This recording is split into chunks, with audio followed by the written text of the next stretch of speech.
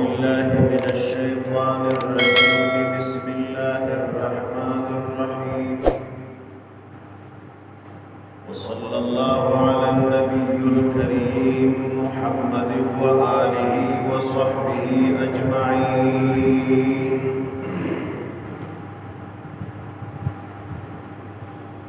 وبشر الذين آمنوا وعملوا الصالحات أن لهم جنات تجري من تحتها الأنهار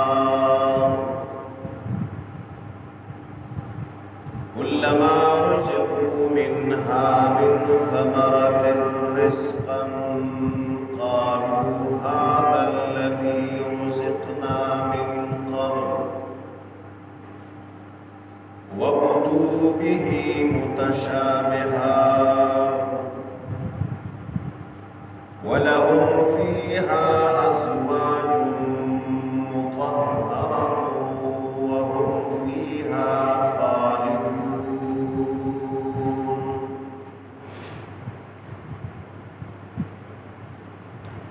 سابق آية كريمة کی کافرانو او دی آغی دی عذاب جہنم ذکر شو.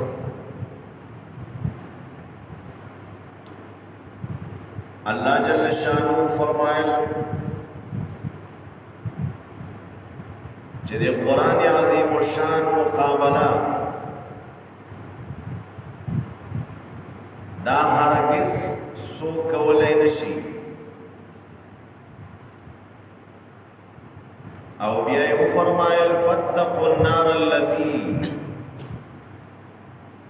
ویرے گئی دہا غورنا وقودها الناس والحجارة چه خاشاک دے اغی انسانان او کانی دی دی جہنم اور دا پا انسانان او پکانو بنی گی. اس بدے متذکرہ آیت کریمہ کی دے مومنانو او دے مخلص مومنانو او دے آغی دے نعمائے جنت متعلق ذکر اللہ کی او دا دے اللہ جل شانہ عادت شریفہ دا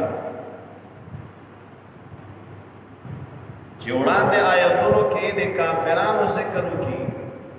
نور پسے دے مومنانو ذکر کی اوڑان دے اہل جہنم ذکرو کی نشات اور پسے دے اہل جنت او دے جنت ذکر کی. اللہ تعالیٰ فرمائی کم خلق چے مومنان دی وعاملوا الصالحات او عملون نیک دی دیکھو اعمال و مطالبہ چی شریعت ورنکئی آغا اعمال کو صحیح طریقے سر ادا کئی نو اللہ نتیجہ ذکر کئی ان لهم جنات تجری من تحتها الانہار او بیاد جنت نعمتنا ذکر کئی کلما رزقوا منها من ثمرة وبشر الذین آمنوا خبر دے خوشحالی ورکا آغا خلق تا آمنو چی ایمان راوڑے وعملوا الصالحات او عملو نیکڑی نیک عمالی کڑی.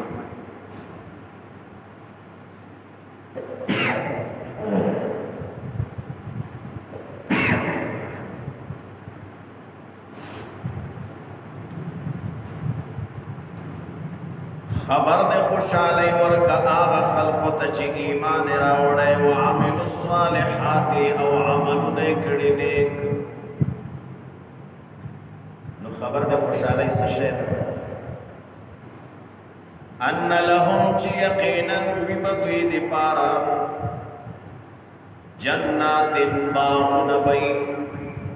جنت اصل لفظی معنی دا باغ جنات باغن بی تجری چی بیگی با من تحتها لان لون او لقصرن دی دې جنتنا الانهار نهرنا هغه باغ ډېر قیمتي او مزیداري چې هغې کې ویالې رواني او چینې پکې وهېږي الله د جنت ذکر چې کوي نو د اوبو او د چینو ذکر پکې کوي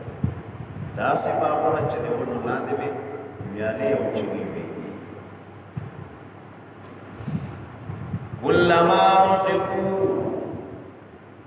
كلما رزقوا یعنی کلما اعطوا کله چې دوی ته ورکړی شي من ثمرة د سمیوې نه جنتیانو ته میوه راوړی شي رزقا په حیثیت د رزق او د روزي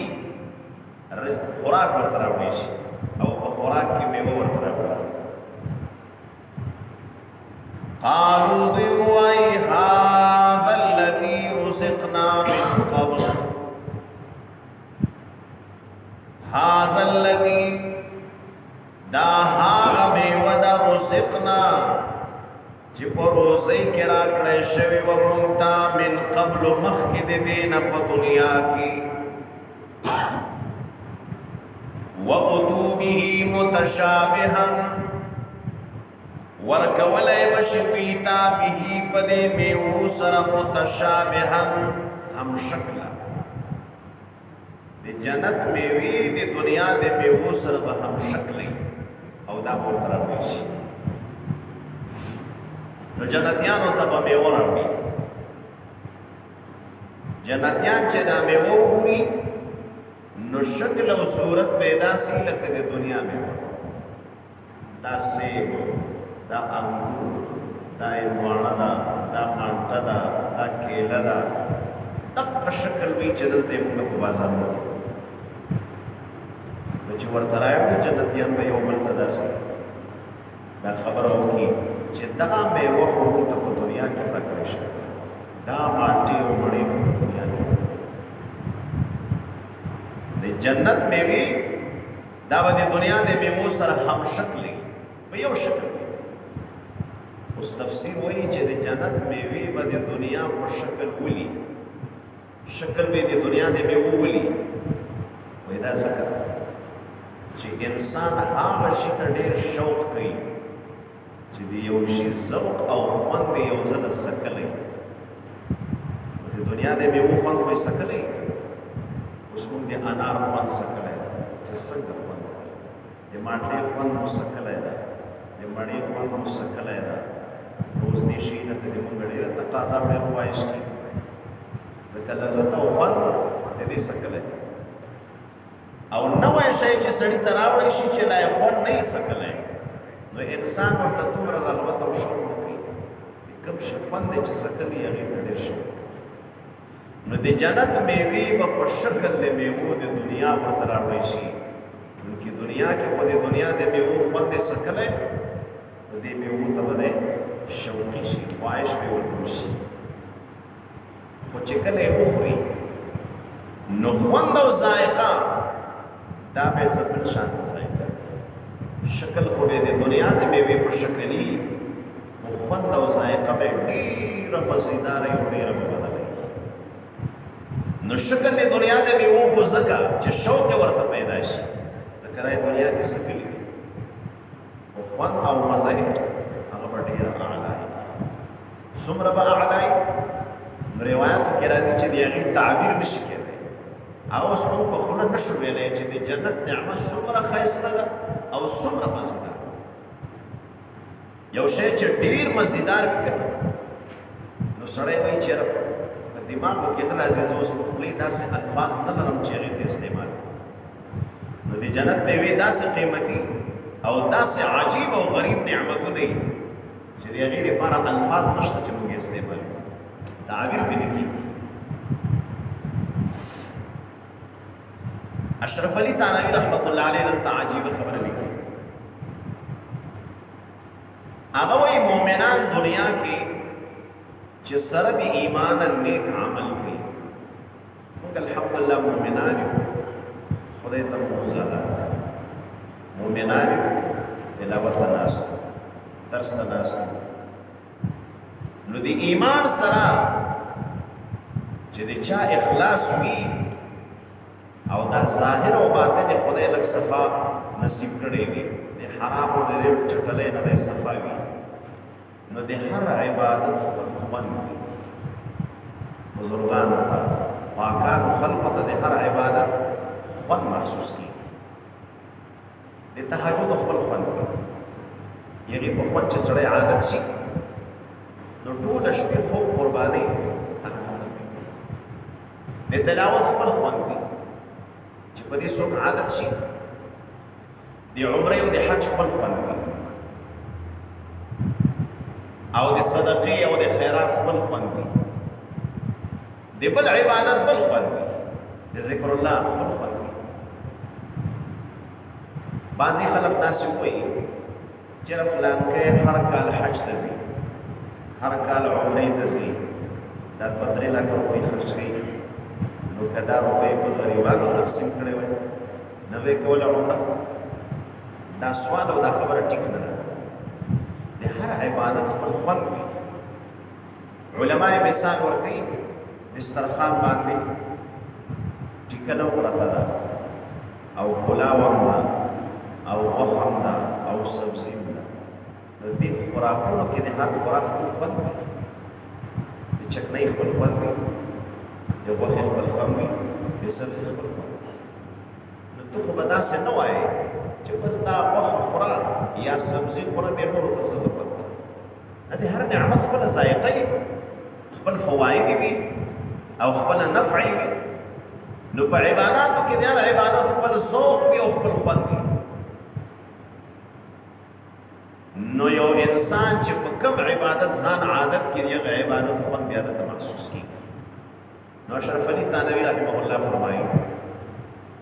دنیا کې چې یو مؤمن سره د ایمان او سره د اخلاص یو عبادت کوي نو په عبادت کې یو خوند ورته محسوس کېږي د تلاوت خپل خوند وي د تهجد خپل خوند وي د فرض مانځه په جمع چې کوي د خپل خوند وي نو دی چې کله جنت ته لاړ شي په جنت کې میوې ورته راوړي نو دا ماڼه چې راواخلي چې کله یې خولې ته کي او د دې میوې خو داسې خوند ده لکه دنیا کې به چې مانځه موږ ته کوم خوند راکاوه او کیله چې راواخلي یره د دې خو داسې خوند ده لکه دنیا کې چې تهجد کوم خوند کاوه هغه د عباداتو کوم خوندونه چې دنیا کې محسوس کول هغه به د جنت په میوو کې محسوس کوي نو الله تعالی وی میوې ورته راوړی شي متشاکلا هم شکل د جنت د میوو خوند به داسې وي لکه د دنیا د عباداتو بله میوه به راواخلي چې خولې ته یې کړي نو بل ته به وایي چې د دې خو داسې خوند ده لکه دنیا کې چې د قرآن تلاوت کوه کوم خوند به چې محسوس کېده نو په دې میوې کې خو بعینه هغه خوند ده ځکه دا د حدیث نه ثابته ده نبی کریم صلی الله علیه وسلم فرمایي ترمذی شریف حدیث ده چې کوم مؤمن ته الله تعالی کوم جنت په تقدیر کې لیکلی الله تعالی دې وکړي چې موږ ټولو ته نصیب وي الله تعالی مخکې نه لیکلي چې د دې بنده دومره پراپرټي او دومره جنت دا ما ورته ورکړي خپله حصه یې معلوم وي نو دا تش میدان وي په دې کې نه ونی وی او نه بوټي وي نه چمنونه او ګلونه اوس په دا بنده په اعمالو باندې جنت آبادوي نو دی چې مونځ کوي هلته بنګلې جوړېږي او دی چې تهجد کوي هلته ونې لګېږي نبي علیه السلام وایي څوک چې وایي سبحان الله هلته یو بوټی ناچي هلته یو ونه ناچي څوک وایي الحمدلله الله اکبر لا اله الا الله په دې یو یو ذکر هلته چمنونه لګېږي ګلونه لګېږي ګلدانونه لګېږي نو څوک چې څومره اعمال ډېر کوي جنت به آبادېږي نبی علیہ السلام فرمایي چې یو سړی ذکر ته ناست ده سبحان الله سبحان الله بعضې خلک په زرګونو وارې د خدای پاک ذکر کوي هلته په زرونو په لکونو فرشتې لګیا یې ونې ورته نال کوي وإذا کف کله چې دی ذکر بند کړي نو هلته فرشتې لاس بند کړي بس هغه نال کېدل بند کړي نو لہذا مؤمن چې دلته دنیا کې مونځ کوي نو د مانځه هلته ورته یو ونه نال شي چې دا یې د مانځه بدله شوه او دا به یاد ساتو چې جنت کې ازغیداره ونه نشته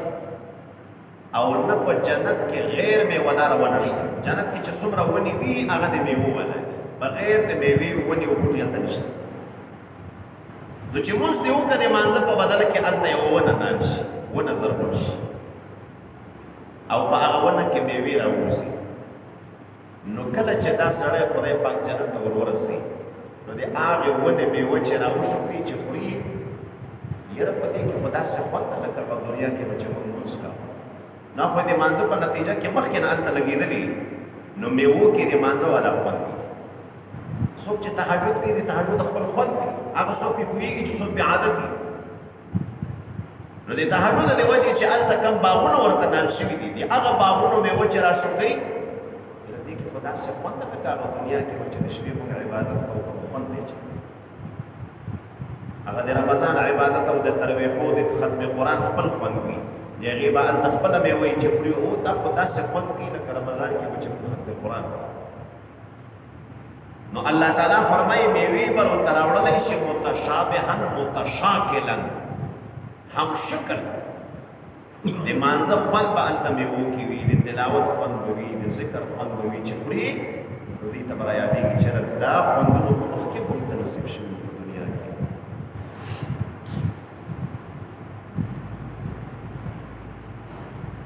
او یای معنا دا ده مثلا د غرمې چې کله جنتیانو ته میوه راوړی شي او دوی وخوړله نو د هغې خپل خوند وي ماښام یې بیا ورته راوړي نو غرمه یې ورته مالټه راوړې ده ماښام بیا مالټه راوړي نو دوی داسې یو بل ته وګوري چې دا خو غرمه وخوړله مالټې خو غرمه وخوړلې لکه د انسان طبیعت دا ده چې هغه په هر نمبر نوی شی غواړي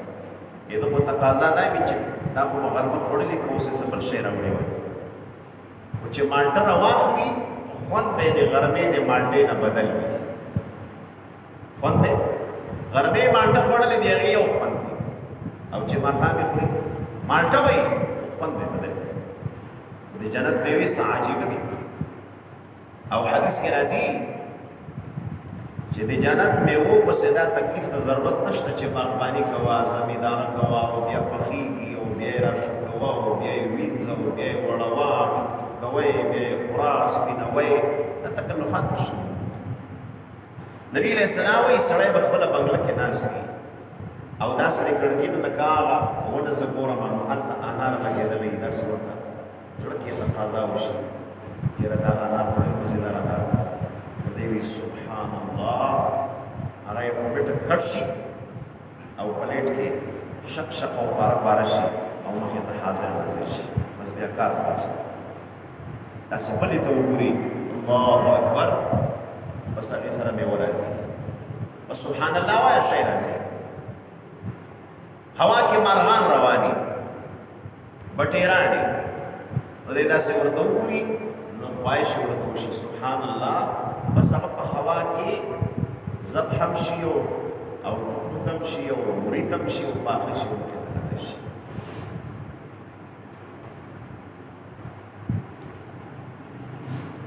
الله دې موږ ته د قرآن په شفاعت نصیب کړي هغه د الله پر رحمت تیار شوی الله تعالی ځای په ځای فرمایي چې جنت کې انسان او جنتی چې څه شی غواړي هغه به ملوي څه شی چې یو استاد وایي یو قندهاری طالب و نسواري وایي هغه ماته وایي چې مولوي صاحب نسوار به ملاوېږي که نه به ملاوېږي وایي ما ورته انشاءالله ملاوېږي ملاوېږي څوک چې څه شی غواړي هغه ملاوېږي څوک وایي چې چای به ملاوېږي که نه د چای ډېر شوق دی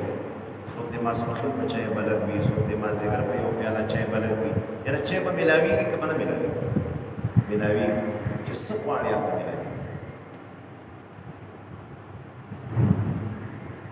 بیګال ته درس کې مولوي رفیع صاحب ډېر عجبه لطیفې کوي یو مولوي صاحب ته یو ځوان راغی ورته یې وویل چې مولوي صاحب په جنت کې به کرکټ وکړي چا سړی وغواړي وي به ځوانانو سړی وغواړي چې کرکټ کې وي به وایي ښه نو که زه بال کوم او زه غواړم چې دا ویکټ مې حاصله کړی او هغه بیټ والا وایي چې چکه مې ووالی نو خدای به دې چا مني ځکه جنت کې چې څه غواړې میلاوي نو زه غواړم چې په دې بال مې ویکټ حاصله کړی او بیټ والا وایي چې په دې بال مې چکه ووالی نو خدای به دې چا مني وایي مولي صاحب ته چې پاس کړی وړې مو نو الله تعالی فرمایي چې هلته به میلاویږي مما یشتهون چې کوم شي ته د اشتها او شوق کېږي هغه به میلاویږي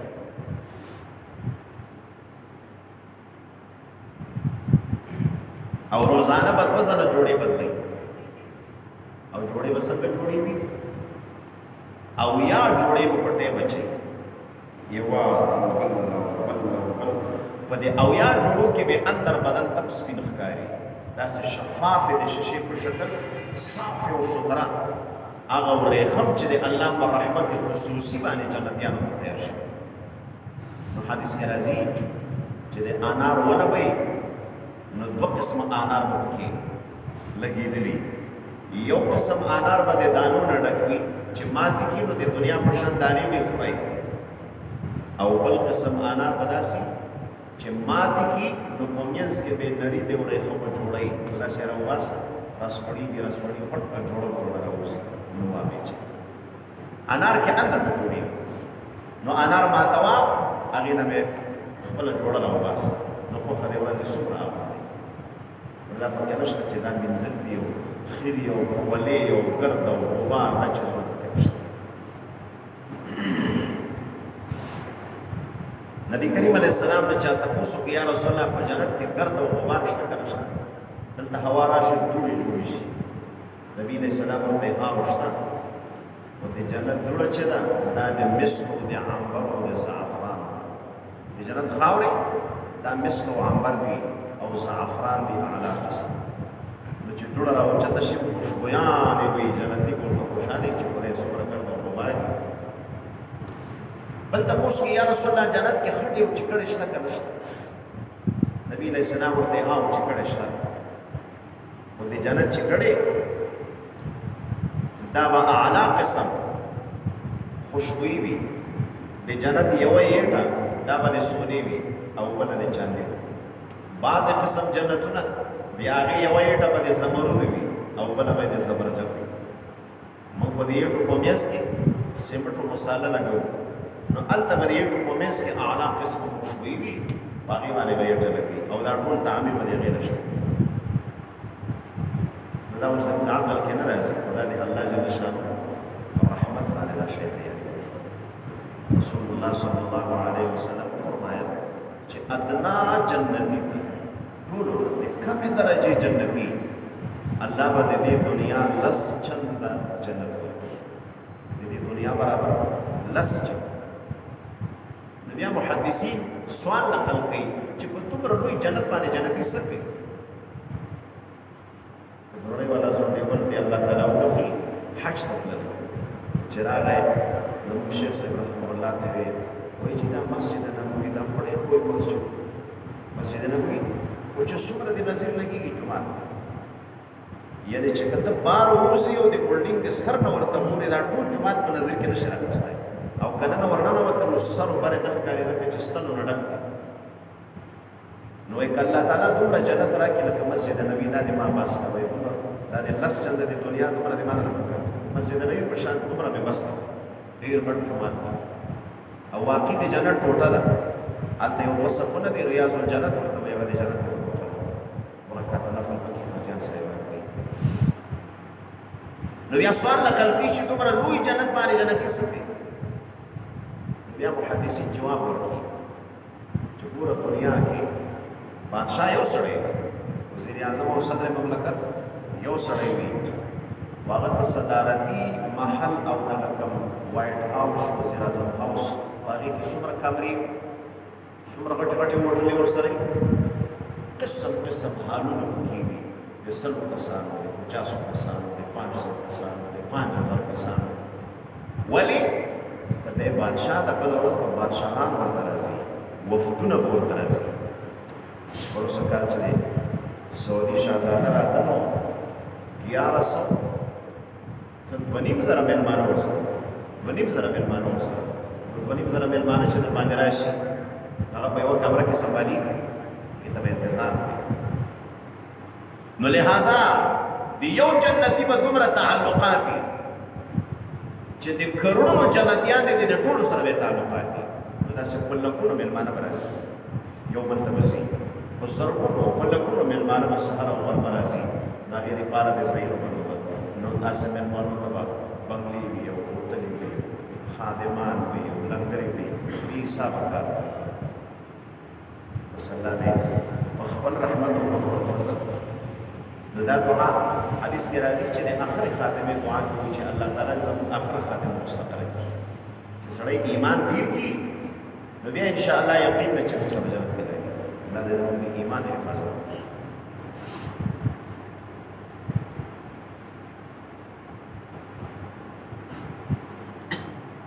وَأُتُوا بِهِ مُتَشَابِهًا ورکولی بشي پدې میوې سره متشابهًا هم شکل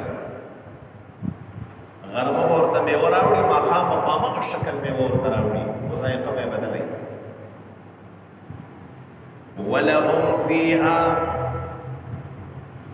ولهم د دې جنتیانو دپاره فیها په جنت کې ازواج بیبیانې به یې مطهرة پاکیزه پاکې او صفا د هر عیب او د هر نقصان. نو د بیبیانو نه دغه بیبیانې مرادې دي چې دنیا کې د موږ کومې بیبیانې حدیث کې راځي چې خاوند وفات شي او دا ښځه بل خاوند ونه کړي نو دا ښځه به د دې مړ خاوند سره په جنت کې ملاویږي په شرط کې چې دواړه ایمان تېر کړي او دواړه مغفور وګرځي. او که ښځه بل خاوند وکړي نو بیا به د آخرني خاوند سره په جنت کې د اولني خاوند سره به نه دا شرط به پکې چې آخرني خاوند سره ښځه په جنت کې چې دواړه ایمان تېر کړي.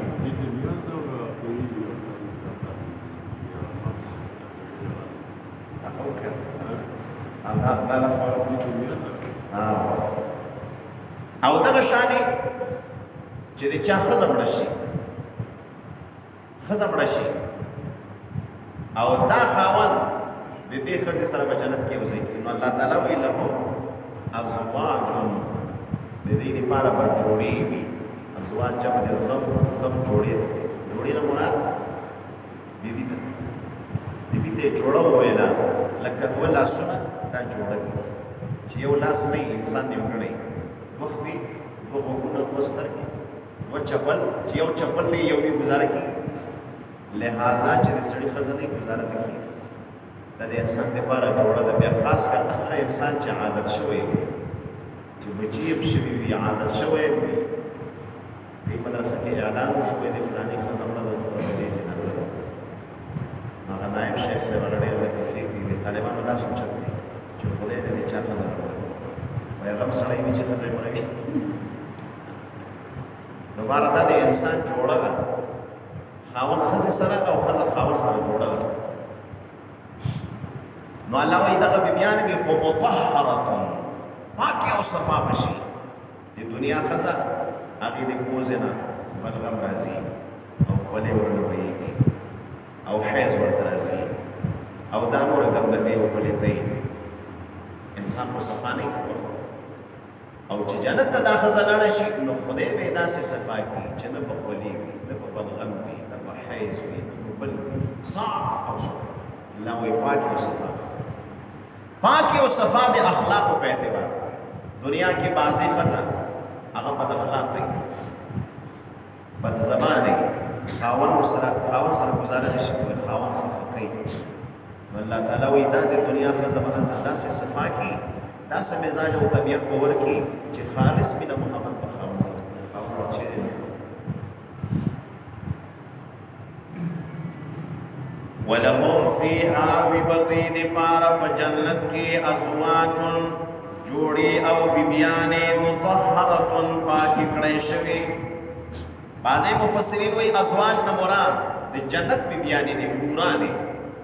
حورې مرادې دي او حورې خو هسې الله پاکې پیدا کړي. حور ویلی کېږي تک سپین شي نابد رنگ نسوینی حتی حدیث کی راسی چې دومره صافی او شفافی وي چې په اویا جوړه جامو کې به بدن ښکاري او بدن کې هډوکي په هډوکو کې به مغز ښکاري لکه شیشې چې په شیشو کې بندي بار نه ورته ګوري مېز په شیشه ښکاري نو معنا ده چې ډېرې به صفایي وهم فيها خالدون وهم دا جنتیان بوی فیها پدی جنت کی خالدون ہمیشہ بی نولو نلوی سیر خدا دا چه جنتیان تا دا اعلان وشی تاسو بدلتا ہمیشہ ہے اس دی دنیا نعمتون خوبی و دا وقتی بی اس مثلا میوه دی شبی میوه دی منی میوه شروع دا انگور دی و دا طولی و دو میاشتی دیری بیا بانگور نی بیا نور میوه راشي بیا هغه څه وخت چې لږې ختم شي د دنیا نعمتونه موقتي وي څه وخت لپاره بیا ختمېږي او که نعمت ختم نشي تور نه ختمېږي تور نه روانې دا همیشه نه او د جنت نعمتونه داسې وي چې هغه همیشه بس دا ډېره لویه خبره ده جنتیان په دې ډېر لوی خوشحاله شي الله تعالی ورته دا کوم نعمتونه مې چې درکړي تاسو به همیشه یې اخیستئ نو دا خبره چې ورته وکړي د هغې خوشحالي به دوچند شي حدیث کې راځي جنتیان چې جنت لاړ شي په دوه شیانو باندې به لږ خفګان کوي او لږ افسوس وکړي یو چې دنیا کې کوم وخت ضایع کړی وي په هسې خوبونو باندې په ګپ شپ باندې چېرې که په دې ځای کې ما عبادت کړی وی نو اوس په څومره درجې به یې راکړه یو به دا افسوس او دویم به دا چې هسې نه خدای راته په غوسه شي ورته وایي چې اوسئ بیا به څه چې دا اعلان ورته وشي چې تاسو به دلته همیشه یې داسې اقامه به درته ملاویږي چې هغه به بیا ختمېږي بس د دې خوشحالۍ به اوچت شي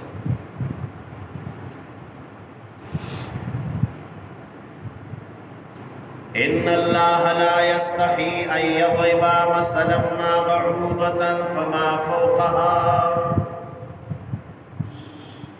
بس دا آیت موږ ته لږ بیان شته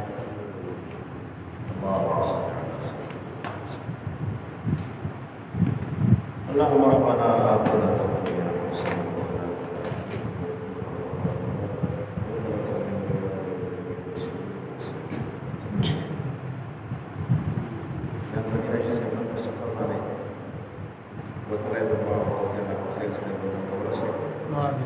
الله خوشحالی سره ورسوي د تکالیف او مصائب مشاکل او مصائب الله تعالی کوم مقصد باندې چې الله تعالی مقصد دې کامیاب خدای رزق باندې نصیب من حيث لا يحتسب نصیب د ټول مسافر په سفر کې کامیاب کی د رزق حلال لپاره د خپل بچو د رزق لپاره لپاره د ټولو متنی د تکلیفونو برداشت کې خدای دې سفر کې کامیاب کی لکه موږ له خپل خوشاله راوړي